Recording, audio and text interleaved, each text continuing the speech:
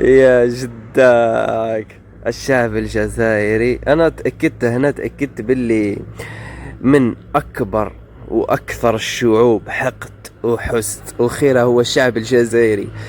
انا نقول لكم علاش، انا اليوم نقول لكم علاش، لانه يحب يشجع التفاهه ويشجع العاهرات ويشجع اشباه الرجال.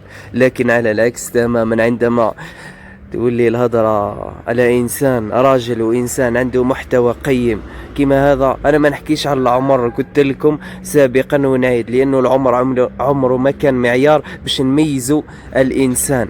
لكن هذا الشخص يكفي أنه حافظ لكتاب الله، يكفي أنه حصل على أعلى معدل على مستوى التراب الوطني، ويكفي أنه هدرته نظيفة وشخص نظيف وإنسان متربي.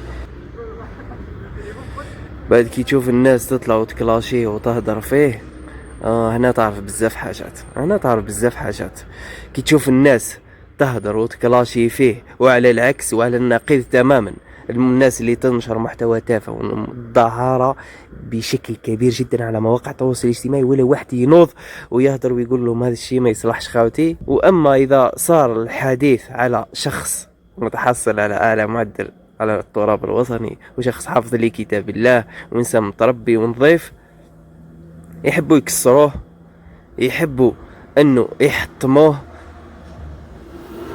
وما يشجعوكش خاوتي، ما يشجعوكش، ما يحبوكش توصل. الشعب الجزائري شعب غيار، وعلى بها انا درت لك الفيديو هذا وقابلت لك الظلام، لانه الظلام هذا يبين لك قلبك يا حبيبي، الظلام هذا يبين لك قلبك ويبين لك انه لازم لك تغير قلبك اذا حب حياتك تتغير، ولازم لك تحب الخير لغيرك اذا حب ربي يعطيه لك اللي قبل.